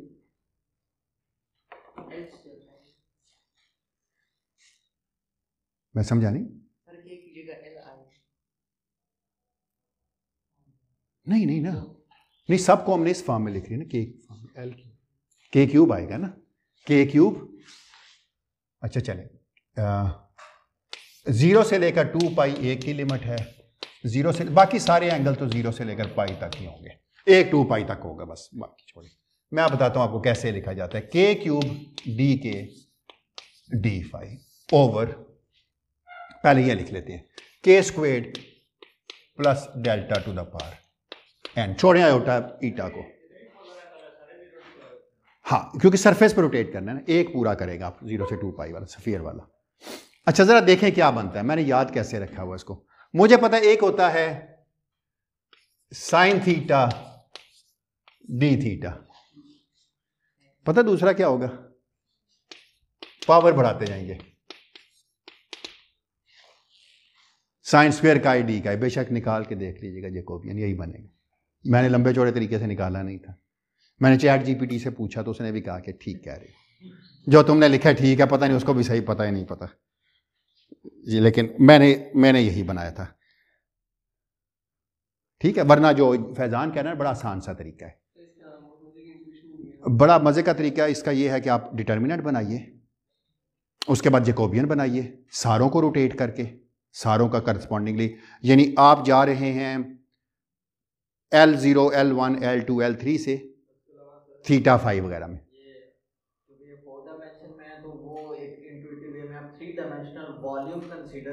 बिल्कुल पूरे, बिल्कुल ठीक है, बिल्कुल बिल्कुल। हाँ, लेकिन मैं कह रहा हूं कि जो प्रॉपर तरीका है ना इसको निकालने का, वो जैकोबियन ही है, वेरिफिकेशन वाला। वो ये है कि आप क्या करेंगे, आप हर एक को with respect to theta phi 4/4 का मैट्रिक्स बनाएंगे, उससे आप जैकोबियन निकालेंगे, जो जैकोबियन जो निकलेगा वो यही निकलेगा, 4 वॉल्यूम, निकालने की जरूरत नहीं है जी। हाँ, मैंने कहा जरूरत कोई नहीं ईटा वाली, अब तो सारा कुछ हमारे इख्तियार में आ गया ना। अच्छा अगर आप इसको देखें, हाँ ठीक है, अगर आप इसको देखें तो फाई की इंटीग्रेशन में 2 पाई करके उसको खत्म कर सकता हूं, बाकी इंटीग्रेशन मेरे ख्याल आप कर लेंगे, ये इंटीग्रल तो कर सकते हैं ना, अगर आपको ये इंटीग्रल करना पड़े चले। हाँ बिल्कुल सही है, मैं नहीं वो लगाना नहीं चाह रहा, लेकिन एक दफा फिर बना के दिखाना चाह रहा हूं आपको कि इससे भी वही फार्मूला बनेगा। साइन स्क्वेयर काई, अगर डी काई लिखा होता 0 से लेकर पाई तक, तो इसका आंसर क्या होता, वरना आप मुझे कह भी सकते थे कि भाई कल ही तो आपने डी डायमेंशन में निकाला था, डी की जगह टोटल सॉलिड एंगल निकाला था, बिल्कुल एग्जैक्टली, ये सारा टोटल सॉलिड एंगल है, और वो कल हमने निकाल के देखा था, क्या था, 2 gamma d/2 over something pi to the power d/2। अच्छा अगर इसको आप सॉल्व करें तो आपको पता है इसका बनेगा 1 माइनस कोसाइन 2 काई ओवर 2 इंटीग्रल 0 से लेकर पाई तक D chi. So this is equal to 1/2 pi, ठीक है ना। अगर आप इसको इंटीग्रेट करें 0 से लेकर pi sine theta D theta, तो इसका आंसर भी है 2 पाई स्क्वायर आ गया, ठीक है, चलो वेरी गुड। तो इसका मतलब यह है कि अब आप अगर सारी चीज़ों को असेंबल करते हैं और फाई की इंटीग्रेशन आपको क्या देगी, वो क्या देगी आपको 2 पाई। तो इसका मतलब है सारा सॉलिड एंगल अगर आप इंटीग्रेट करें iota n in 4 dimension which is a function of delta, then it is equal to iota minus 1 to the power n over 2 pi to the power 4, और क्या बन गया, इंटू 2 पाई स्क्वायर, यही आपने बताया था ना बनेगा 2 पाई स्क्वायर, यही बना, into integral K cube D K over K square plus delta to the power N. खूबसूरत इंटीग्रल बना, यकीन कीजिए, मुझे ये इंटीग्रल बहुत अच्छा लगता है, ये वाला इंटीग्रल जो है। अच्छा वो जो कल निकाला था ना आपने 2 gamma d/2, 2 gamma 2 इज 1, नीचे pi to the power d by 2, वो भी वापस जाके पाई स्क्वायर ही बन जाएगा ऊपर। तो यही बनता था कल भी सॉलिड, हम निकाल के देखा था कल 4 डायमेंशन, नहीं 3 में लिखा था सर। ओहो चले 4 में आज निकाल लिया आपने, आप वेरीफाई कर रहा था। अब जब अगली दफ़ा करूंगा तो 4 में भी लगा के करूंगा वेरीफाई। लेकिन एक दफ़ा देखें, ये जो हमने सीखा ना कि साइन थीटा अगली में साइन स्क्वायर आएगा वगैरह करते जाएंगे हम, तो ये आसानी है। फिर 5 डायमेंशन में 4 को मान लेंगे वॉल्यूम को, फिर लेंथ को ट्रांसफॉर्म करेंगे, तो हर अगले में रह के पिछले को देखते जाएंगे। Every brain embed a bulk, fancy term में।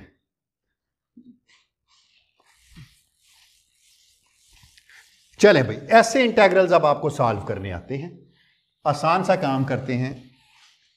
Let's take for n is equal to 2, for n is equal to 2 करके देखते हैं। चले n तो इंटेग्रल्स की पावर है ना, कि अगर यहां पर क्यूबिक इंटेग्रल भी आ सकता था, 5 पावर 4 पावर, डिपेंड करता है किस इंटेग्रल है। पहले n इज इक्वल टू 2 का देखते हैं। n इज इक्वल टू 2 अगर होता तो, और ये बनेगा n इज इक्वल टू 2 वाला, i 2 in 4 dimensional which is a function of delta is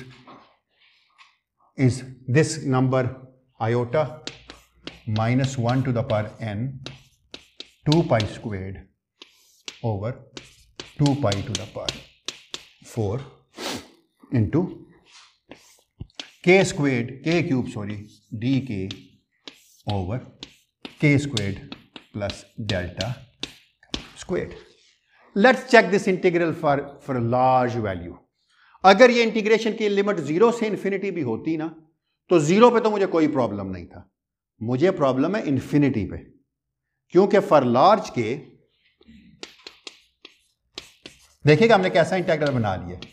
for large के दिस इंटेग्रल गोज एज, इसको मैं अगर कह दूं कि ये i के बराबर है, ये एक इंटेग्रल है। For large K i behaves as dk over k, है ना, which is log of k, exactly like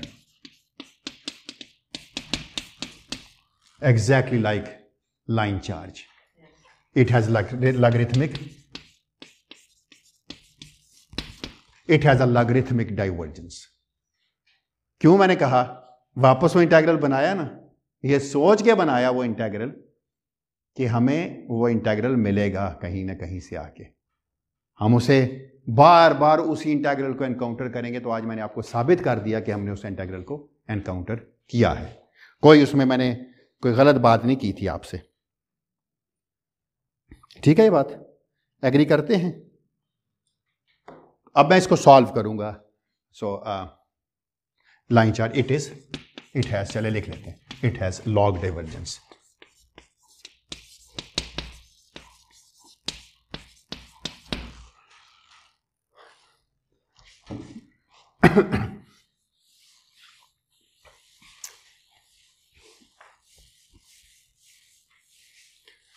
कोई क्वेश्चन हो किसी का? यहां तक सब समझ आ रही है चीजें, पता चल रहा है क्या कर रहे हैं? एक दफा खुद भी जाके घर कर लें, ताकि अगर कोई डाउट हो तो अगले किसी लेक्चर में, अगले वीक में पूछ लीजिएगा, या वीक के दरमियान भी जब मर्जी आना चाहें। अच्छा, मैं एक काम करता हूं, मैं इसको वंस अगेन 2 मेथड से सॉल्व करूंगा, कट ऑफ रेगुलराइजेशन से भी और डायमेंशन से। लेकिन ज़िंदगी में आखिरी दफ़ा शायद कट ऑफ से करूंगा, उसके बाद आइंदा कट ऑफ कभी नहीं लगाऊंगा, क्योंकि मुझे पता है ट्रांसलेशन इनवेरियंस खो जाती है और मुझे अच्छा नहीं लगता। एग्जैक्टली, इसलिए कि वो उसमें आपकी ट्रांसलेशन जो सिमेट्रीज हैं वो सारी रहती। एग्जैक्टली बिल्कुल एग्जैक्टली, उसमें हमें जो सिस्टम है ना उसके साथ छेड़छाड़ नहीं करनी पड़ती, हम मैथमेटिकली कंस्ट्रक्ट। एब्सोल्युटली यस, बिल्कुल सही। सिस्टम के साथ कोई नहीं छेड़छाड़ हुई ना, इसलिए कि मैथमेटिकली ट्रिक था ना। और तो आप बिल्कुल आप जहाँ मर्जी बैठ के कर लें, जहाँ नहीं आपसे इन्फिनिटी आती। अच्छा, अगर ये 5 डायमेंशन में मैं करता तो मसला ही कोई नहीं था, है ना। फिर किस तरह की डाइवर्जेंस बनती? लीनियर बन जाती। 6 में करता क्वाड्रेटिक बन जाती, 7 में करता तो कोई क्वाड्रिक या डायमेंशन 4 बन जाती। तो डिफरेंट डायमेंशन वो चीज़ें, इससे आप ये भी समझ सकते हैं कि कुछ चीज़ें कम डायमेंशंस में इन्फिनिट होती हैं, शायद हाई डायमेंशन में जाएं तो उनकी इन्फिनिटीज़ की नेचर बदल जाती है, टोटली चेंज हो जाती है। तो ये हम अमूमन करते हैं जी। किसमें? एग्जैक्टली आपकी तो स्पेस ही बड़ी ख़तरनाक है ना है ना। मैं R1 R2 कहता हूँ, आप कहते हैं नहीं R2 R1 करके साबित करके दो, लेकिन मज़े की बात है पोटेंशियल फिर भी कटेगा डिफरेंस ऑफ पोटेंशियल में। तो वो कभी ये भी एक्सरसाइज करके देखना, ठीक है। अच्छा चलें भाई, एनीवेज हमने क्या किया जी, हमने कहा जी कट ऑफ डिफाइन कर लेते हैं, लेकिन उससे पहले let's put k squared is equal to x, where x is some kind of a variable। तो इसका मतलब है 2k dk is dx, ताकि ये इंटीग्रल किसी तरीके से बन जाए ना हमारे पास। तो मैं देखता हूं ये इंटीग्रल अब क्या बनता है। मैं इसको क्या लिख सकता हूं, इस k क्यूब dk की जगह मैं क्या लिख सकता हूं, k squared into k dk। अब हर k किसके बराबर है, x प्लस लैम्डा के। तो मैं क्या कहता हूं इसको, मैं कहता हूं कि ठीक है I2 4 बन गया, I2 in 4 dimension is which is a function of delta is, ताकि आपका देखा वाला इंटीग्रल बन जाएगा ना आयोटा। अच्छा आयोटा -1 का स्क्वेयर, क्योंकि जब 2 किया था तो ये n की बजाय यहां भी 2 करना पड़ा था, तो -1 का स्क्वेयर 1 ही हो जाएगा, 2 pi square over 2 pi to the power 4 into 1/2, क्योंकि k डी के है, k डे की जगह मैं dx/2 लिख सकता हूं। Integral x dx over x plus delta square. कोई बात नहीं, ऐसे इंटीग्रल तो हमने कई दफ़ा सॉल्व किए हैं, क्या ख्याल है, बहुत दफ़ा सॉल्व किए ना ऐसे इंटीग्रल्स। तो हमने इसको ऐसे लिख सकते हैं कि this is equal to iota over 2 pi to the power 4 pi square, 2 से 2 कैंसिल हो गया, इनटू मैं इसको ऐसे लिख सकता हूं x plus delta minus delta over x plus delta का और x प्लस डेल्टा का स्क्वेयर dx। या नहीं लिख सकता, बच्चों की तरह का मैथमेटिक्स कर रहा हूं मैं, हर मुश्किल के बाद आसानी है।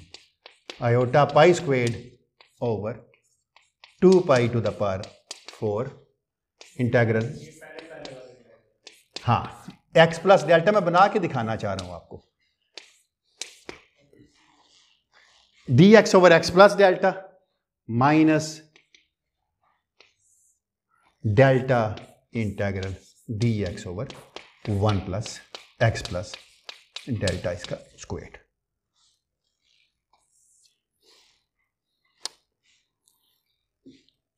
अब मैं क्या करूंगा, मैं थ्योरी को किसी अपर लिमिट पे कट करूंगा। मैं कहूंगा let's do it from, instead of this let's do it from 0 से लेकर लैम्डा स्क्वायर तक। मैं लैम्डा स्क्वायर वैसे ही रख रहा हूं, लैम्डा भी रख सकते थे लेकिन लैम्डा स्क्वायर ताकि लिखने में भी अच्छा लगता है और देखने में भी अच्छा लगता है।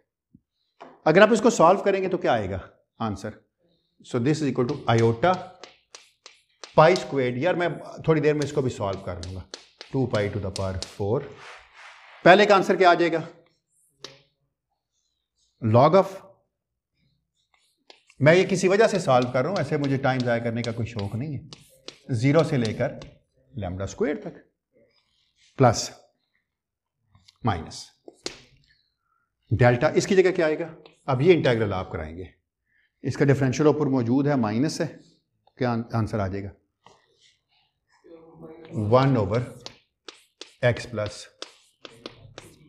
डेल्टा, और एक माइनस जो आना है उसने इसको प्लस कर देना है, और 0 से लेकर लैम्डा स्क्वायर तक।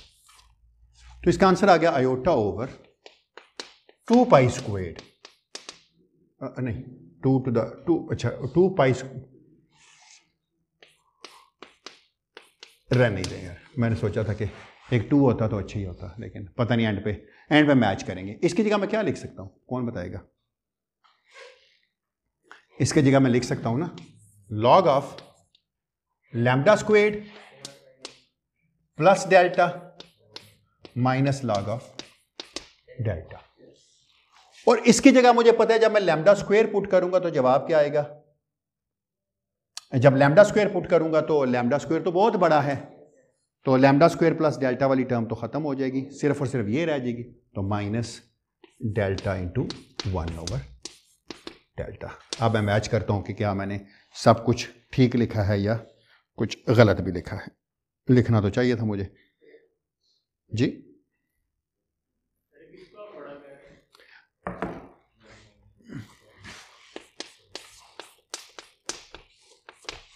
ये चलो मसला ही खत्म करता। लैम्डा पर लिमिट थी ना, लैम्डा बहुत बड़ी चीज़ है, इन्फिनिटी को ख़त्म करके हमने लैम्डा लिखा था ना, कट ऑफ डिफाइन किया था हमने। तो मैंने कहा कि यहाँ पर क्या आएगा, लैम्डा प्लस डेल्टा। डेल्टा तो छोटा नंबर है, मैथ्स ही होता है, लैम्डा बहुत बड़ा नंबर है मैथ्स से, था इसका मतलब है of the order of lambda two the power -2 term होगी ये वाली, क्योंकि लैम्डा स्क्वायर्ड प्लस डेल्टा होगी ना, तो लैम्डा टू द पावर -2, इसको मैं इग्नोर कर दूंगा। ठीक है ना, इसका आंसर क्या बन गया? अच्छा, इसकी जगह मैं लिख सकता हूं iota over 4 pi squared log of, अच्छा लैम्डा स्क्वायर डेल्टा से बहुत बड़ा है तो मैं लैम्डा कॉमन ले लूं अगर, तो delta over lambda ignorably small है, तो this becomes log of lambda squared over delta -1। कोई गलत तो नहीं किया मैंने, क्यों जुनेद? ठीक है ना। इसकी जगह मैंने क्या लिखा फिर, लैम्डा स्क्वायर प्लस डेल्टा इस lambda squared 1 plus delta over lambda square, और इसको मैंने इग्नोर कर दिया क्योंकि डेल्टा लैम्डा से बहुत छोटा। ये भी लैम्डा टू द पावर -2 की टर्म आएगी, वो मैंने ऑलरेडी इलादा करके लेकिन उसी में शामिल कर दूंगा। कितना खूबसूरत सा जवाब आ गया ना, छोटा सा। This is my result in the I24 which is a function of delta. ये लैम्डा का फंक्शन है अभी तक। दिस इज द रिजल्ट इन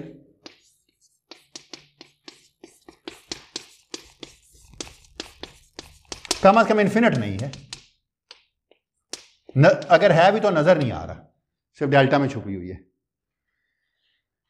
मेरा गोल ये है, मैं करूंगा अब ये कि डायमेंशन रेगुलराइजेशन में इसी इंटीग्रल को सॉल्व करूंगा और देखूंगा कि ये जो लॉग की डाइवर्जेंस होती है ये डायमेंशन रेगुलराइजेशन में किसको कॉरेस्पॉन्ड करती है।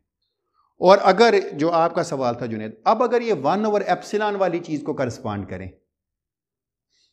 अगर जो वहां पर 1/एप्सिलॉन हो यहां पर ये वो चीज हो लेट्स सपोज, तो फिर हम कह सकेंगे ना कि ये लैम्डा 1/एप्सिलॉन वैसी है जैसे लॉग ऑफ लैम्डा स्क्वायर्ड है, और लैम्डा क्या है, कट ऑफ है हाई मोमेंटम का, फिर अल्ट्रा वायलेट डाइवर्जेंस बनना शुरू हो जाएगी। High momentum is low wavelength, low wavelength mean ultraviolet. तो मैं अब ये करूंगा यहां तक, अगर किसी का कोई सवाल हो। कुछ गलत कर दिया मैंने? नहीं है ना, अच्छा अच्छा, ये ओह सॉरी, ये कह रहे हो, ये कह रहे हो हैं?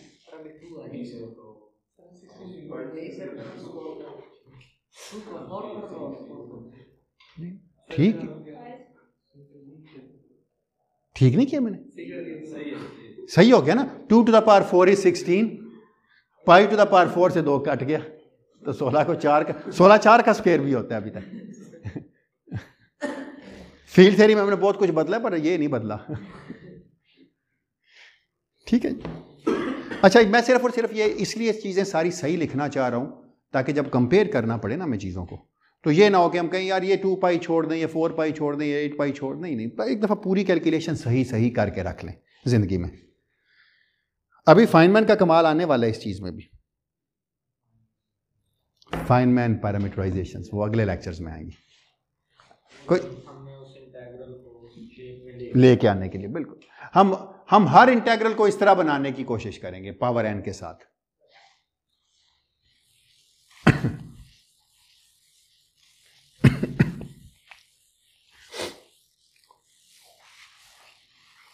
वैसे आपने ऐसा इंटीग्रल देखा हुआ या नहीं देखा हुआ? जो मैं आज सॉल्व कर रहा हूं? देखा हुआ है ना? मैं गारंटी देता हूं आपने देखा हुआ, आपने कुछ दिन पहले ही देखा था।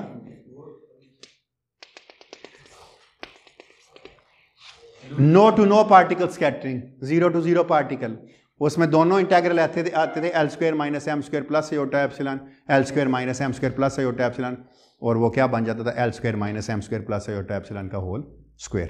तो आस्ता आस्ता जो मैंने फील्ड थ्योरी में चीज़ें लिखी हैं ना, ये इंटेग्रल इस डायग्राम को करस्पॉन्ड करता है, सेल्फ एनर्जी डायग्राम, आगे जाके देखेंगे, या नो टू नो स्कैटरिंग को इन 5-4 0 पार्टिकल इनिशियल स्टेट में, 0 पार्टिकल फाइन नहीं, इन 5-2 थ्योरी, सॉरी 5-2 थ्योरी में कोई पार्टिकल इनिशियल स्टेट में भी नहीं था, कोई पार्टिकल फाइनल स्टेट में भी नहीं था, जो उसका लूप था उसको इस तरह सॉल्व किया। ठीक है, चले थोड़ा सा डायमेंशनल रेगुलराइजेशन में काम कर लेते हैं। मुझे पता है वक्त थोड़ा है, लेकिन चलिए जितना हो गया उतना ही सही। क्विकली करता हूं मैं इस सारे को। मुझे पता है सॉलिड एंगल किसके बराबर है? D omega D. क्या लिखा था हमने? हाँ, अब इसको मैं करूंगा, इसी चीज को मैं करूंगा अब।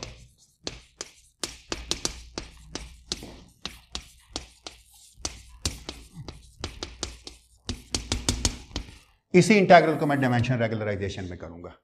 तो क्या क्या मैंने किया था? मैं अब एक दफ़ा रिजल्ट दे के लिख लूँ ताकि टाइम बच जाए।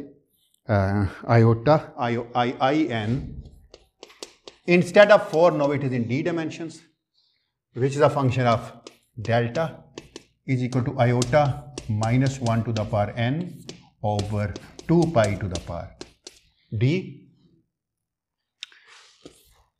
le over le squared plus delta to the power n।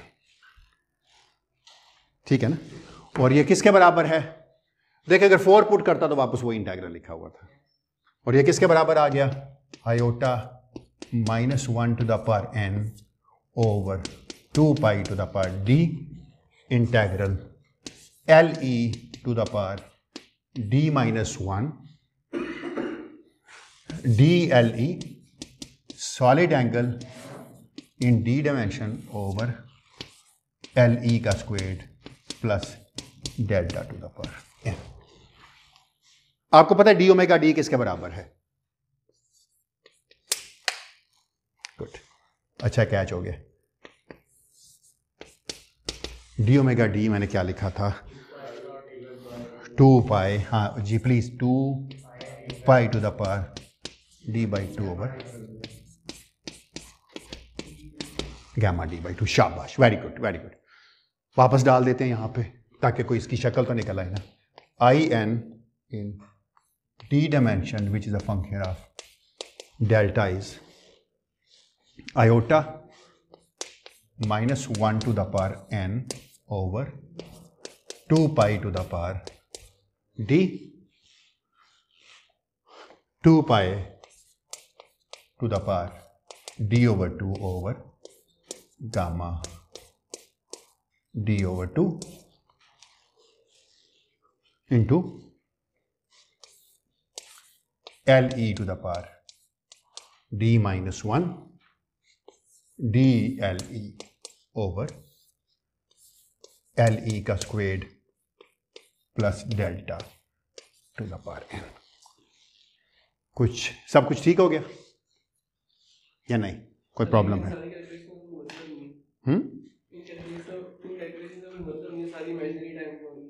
हाँ खैर है ना, कोई बात खैर है। रियल टाइम पता क्यों लेके क्यों मसला फ़ायदा नहीं है इनका, यानी क्यों कोई नुकसान नहीं है? इसलिए कि आपके टाइम पे टाइम ना समझिए, ज़ीरो इंटीग्रेशन थी, आपको वो इंटीग्रेशन का वेरिएबल था। वेरिएबल ऑफ इंटीग्रेशन इस बात पे डिपेंड नहीं करता कि वो रियल वेरिएबल है या कॉम्प्लेक्स या इमेजिनरी है, क्योंकि एंड ऑफ द डे उसकी डिपेंडेंस नहीं है।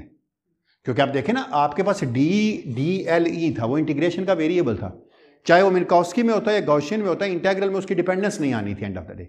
अगर वो इंटीग्रल का वेरिएबल ना होता फिर मैं फंस जाता, फिर मेरे लिए बड़ा प्रॉब्लम था। इसलिए यह है कि चूंकि वो वेरिएबल है इंटीग्रेशन का, उसकी डिपेंडेंस आनी नहीं है, चाहे वो रियल रखें या कॉम्प्लेक्स या एक उसका रियल पार्ट ही रखें या उसका इमेजिनरी पार्ट ले लें, कोई फ़र्क नहीं पड़ता। तो अगर ये बात याद रखिएगा, अगर वेरिएबल नहीं ऑफ इंटीग्रेशन नहीं होगा फिर मैं नहीं कर सकूँगा, फिर फंस जाऊँगा। तो हमने सोच समझ के चालाकी की है, वैसे नहीं की। अच्छा चलें भाई, अब इस इंटीग्रल को सॉल्व करना है, कैसे करूँ मैं? जल्दी से आप बता देंगे। Let's put L E is equal to, अगर यहाँ स्क्वायर ना होता ना तो मुझे बड़ा फ़ायदा था। Let's put L E is equal to, मुझे पता है जब भी मैंने याद है कल आपको कहा था under root delta tangent theta, मैं जल्दी से बना देता हूँ। चलिए, so this implies is D L E क्या बन जाएगा? Under root delta secant square theta D theta. तो सिर्फ इस इंटीग्रल को देख लेते हैं। So I becomes, I is equal to, इसको आई ना कहूँ, क्या कहूँ इसको? Let's call this integral to be किसी टर्म में नहीं आता। Let's call this integral to be, let's call this to be I prime. I prime is current के लिए रखा हुआ था ना जी, ये तो मैंने कहा वो उसमें ना कहीं फंसे। तो ये बन गया under root delta to the power D minus one, L E की जगह आ जाएगा tangent theta to the power D minus one under root delta secant square theta D theta, इसकी जगह आ गया over delta tangent square theta plus delta N.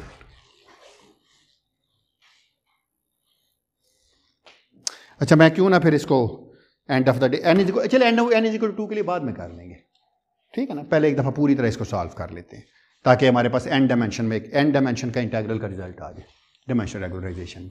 तो आज के लेक्चर में बस मैं जो मेरे पास थोड़ा सा टाइम रहेगा 10 मिनट, उसमें मैं ये इंटीग्रल को ही किसी कोई शक्ल दे के इसको छोड़ दूंगा। फिर आज under root delta to the power D minus one, तो ये वन इससे काट गया, तो क्या आंसर आ गया? I is equal to, I prime is under root delta to the power D, ये है tangent to the power integral D theta tangent theta to the power D minus one secant square theta over यहां पर क्या आ गया? Delta to the power N. तो क्यों ना यहां पर कर दूं delta to the power D minus N, कर सकता हूं ना, क्योंकि यहां से delta to the power N common आएगा, इसको भी ऊपर ले जाऊं। तो 1 प्लस टेंजेंट स्क्वायर क्या बन गया? ओ सॉरी, आप खुश हो? ओ सॉरी, 2n।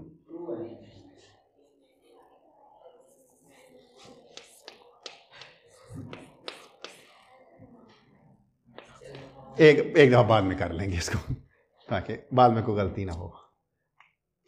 अच्छा जी, चल ओवर क्या बन गया? 1 plus tangent square is secant square, तो ये बन गया secant square theta to the power N. चले, तो अब ये बन गया I prime is under root delta to the power D minus 2n। आप कोई गलती नहीं होगी ना, अब ठीक है। इंटीग्रल डी थीटा, टेंजेंट को मैं लिख सकता हूं sine square over cos square, है ना, लिख सकता हूं ना, साइन ओवर कास, सॉरी हाँ। तो ये बन गया sign to the power sine theta to the power D minus one over cos theta to the power D minus one, है ना। ये क्या बन गया? 1 over cosine theta to the power D minus one, और ये क्या 1 ओवर कॉस स्क्वायर लिखा हुआ है ना, तो क्या बन गया ये वाला 1 ओवर कॉस स्क्वायर है, तो ये जी क्या कह रहे हैं, सॉरी। अच्छा, ये बन गया अच्छा इंटू कोसाइन स्क्वायर थीटा। मैं सारी चीज़ें एक दफ़ा लिखना चाह रहा हूँ, सीकेंट स्क्वायर की जगह 1 ओवर और इसकी जगह बन गया cosine theta to the power 2n। मेरे ख्याल है सब कुछ मैंने ठीक ही लिखा होगा, कोई चीज़ गलत नहीं लिखी होगी।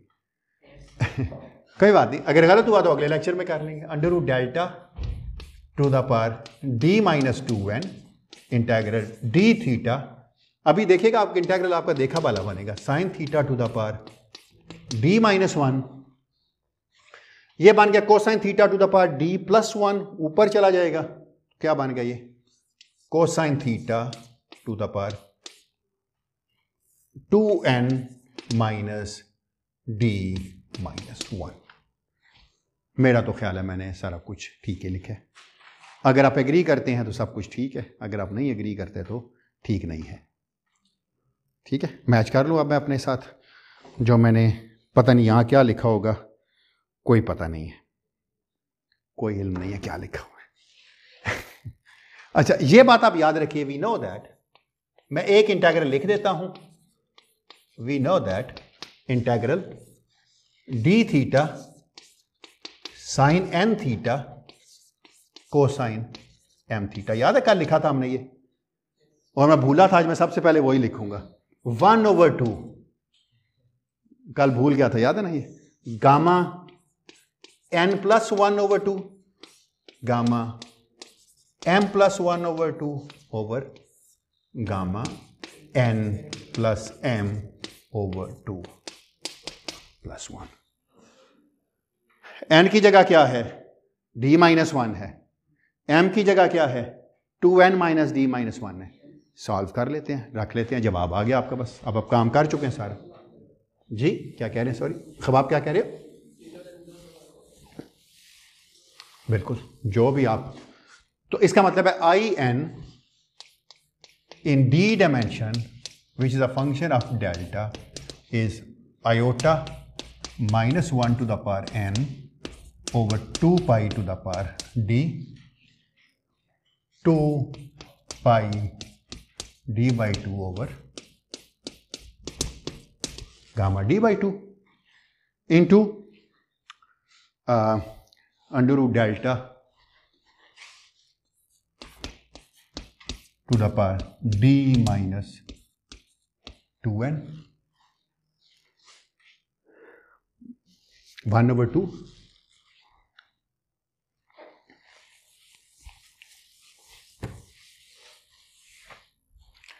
1/2। ये तो ये नहीं भूलना, ये पहले लिखना इस दफा ना, ये हमेशा इसको खाता है ना। और क्या बन गया, गामा एन की जगह क्या है, अब हमारे पास d माइनस 1 है, तो d माइनस 1 प्लस 1, तो gamma d by 2। Very good, ये भी अच्छा लगा देखने में, कटेगा ना किसी ना किसी चीज से। और अगला पे क्या बना, gamma 2n minus d minus 1, minus 1 और प्लस 1 कैंसिल हो गए, 2n minus d over 2, gamma of 2n minus d over 2। और नीचे क्या बन गया, बाप के मरवा ना देना कहीं। तुम इतने एतमाद से जल्दी जल्दी कर चुके, डी से डी कट गया, आधा और आधा मिलके 1 से कट गया, तो 2n से n कट गया, बस क्या बना गया, गामा n प्लस 1 ही बना। Good, gamma n plus, gamma n plus 1 है या n है, n प्लस 1 है। अच्छा okay,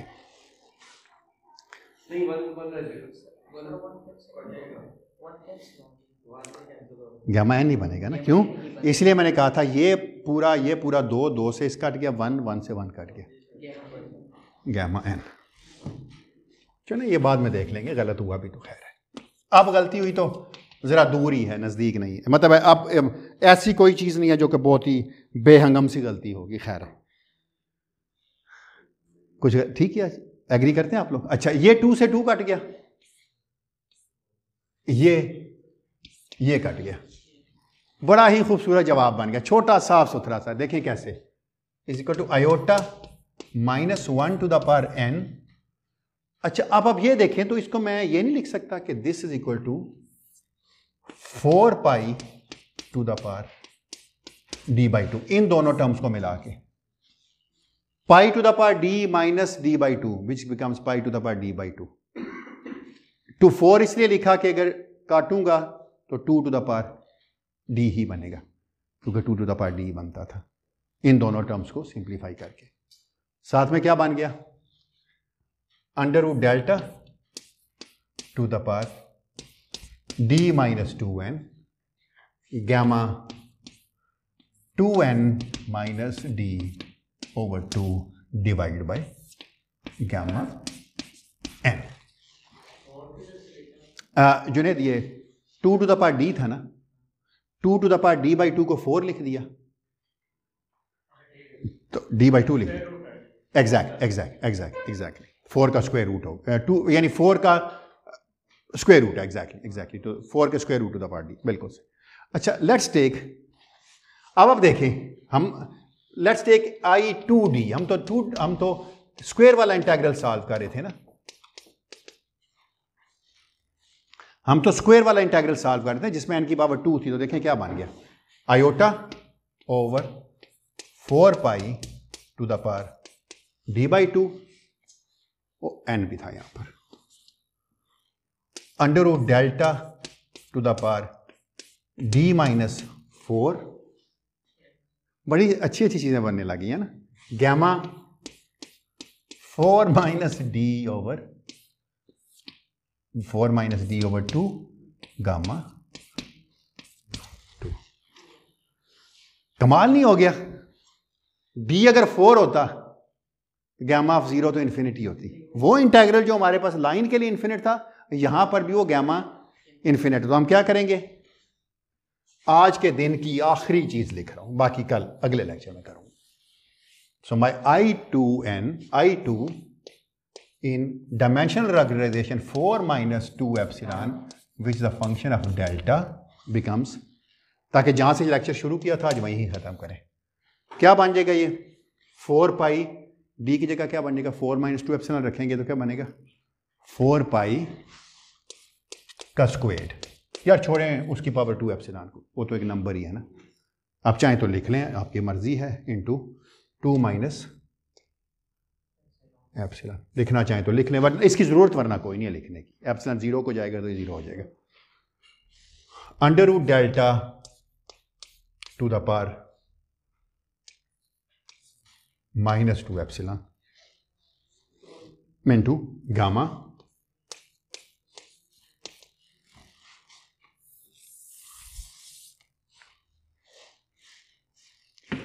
this is my integral in 4 dimension. In 4 dimension I squared I2। अच्छा देखें अगर ये होता तो 4 पाई का स्क्वायर उस इंटीग्रल में भी था, है ना। कोई ये delta to the power minus 2 epsilon बनेगा जब एक्सपोनेंशियल लिखेंगे तो ये लॉग की फॉर्म में लिखा जा सकता है। अगर 1 ओवर एप्सिलॉन आप देखें कि लॉग ऑफ लैम्डा स्क्वायर हो तो ये एग्जैक्टली उसको रिप्रोड्यूस कर देगा। तो ये मैं फिर अब अगले लेक्चर में करूंगा, अभी वक्त पूरा हो चुका है लेक्चर का। ठीक है, कोई सवाल हो किसी का भी अगर। हाँ एग्जैक्टली बिल्कुल मैंने इसीलिए लाइन चार्ज को सॉल्व किया था। ये जो लाइन चार्ज को सॉल्व करने का आइडिया आया था ना, पहले इस तरह नहीं करते थे। मैं इवन मैंने बुक्स में भी देखेंगे तो कभी मेरा नहीं ख्याल किसी ने कभी लाइन चार्ज से शायद किया हो, मुझे नहीं पता। हमारे एक टीचर भी हैं, दोस्त भी हैं, बड़े very kind person, professor Adnan Bashir, जो मैक्सिको में प्रोफेसर हैं, QCD का रियल एक्सपर्ट समझे जाते हैं। वो अदनान ने टॉक दी थी 2002 में NCP में लेक्चर्स दिए थे उसने श्विंगर डाइसन इक्वेशन पे। उस श्विंगर डाइसन इक्वेशन और बेथे-सल्पेटर एम्पलीट्यूड्स वगैरह इन चीज़ों में बड़ा एक्सपर्ट है। वो आपके पंजाब यूनिवर्सिटी के ग्रुप फैसल अकरम वगैरह भी अदनान के साथ कोलैबोरेट करते हैं, मैं भी करता हूँ अदनान के साथ कोलैबोरेट। तो अदनान ने ये एग्जांपल्स कराई थी वहाँ पर। Adnan was a very good teacher, Parvez साहब का स्टूडेंट भी रहा, यहाँ के राइल साहब के क्लास फेलो हैं वो। तो उन्होंने पहली दफ़ा ये एग्जांपल कराई तो हमें बड़ी फैसिनेट की ये वाली एग्जांपल। फिर रियाज साहब ने अपने लेक्चर्स में इसको थोड़ा सा रीराइट करके पॉलिश किया। और जब भी मैं ये पढ़ाता हूँ तो मैं ज़रूर अदनान को एक्नॉलेज करता हूँ कि ये अदनान से हमने पहली दफ़ा ये लाइन चार्ज से इंटीग्रल बना के सॉल्व करना, कि किसी ने इलेक्ट्रोडायनामिक्स से कोई चीज़ लेके आया था, वरना पहले हम सारी इसी से ही बुक्स में करते हुए देखते हैं हम चीज़ों को। लेकिन अब आपको इंट्यूटिव बन गया है कि लाइन चार्ज का इंटीग्रल, लाइन चार्ज का सिर्फ पावर बदली है ना, वहाँ n की जगह हाफ था, बाकी तो कुछ भी नहीं था ना। तो इसलिए हम अब अगले लेक्चर में इसको ख़त्म करेंगे। फिर मैं इसको पता किस पे लगाऊंगा उसके बाद। मैंने ये phi 2 थ्योरी वाला इंटीग्रल आज आपको सॉल्व कर दिया, लूप इंटीग्रल तकरीबन। फिर मैं 5-4 थ्योरी के लिए करूँगा। आपको याद है उसमें STU चैनल डायग्राम थी। मैं S चैनल का इंटेग्रल करूँगा, T चैनल का इंटेग्रल करूँगा, U का करूँगा, तीनों को ऐड करूँगा, क्योंकि टोटल एम्पलीट्यूड तो सम ऑफ ऑल द डायग्राम्स होता है ना। तीनों डायग्राम का एम्पलीट्यूड मैं ऐड करूँगा, उससे मैं काउंटर टर्म्स ऐड करके इन्फिनिटीज ख़त्म करूँगा और बीटा फंक्शन बनाऊँगा, एंड दैट्स ऑल। ये फिर मैं अगले लेक्चर में करूँगा। उसके बाद डिराक इक्वेशन, फिर स्पिन हाफ का पूरी क्वांटाइजेशन, फिर युकावा थ्योरी,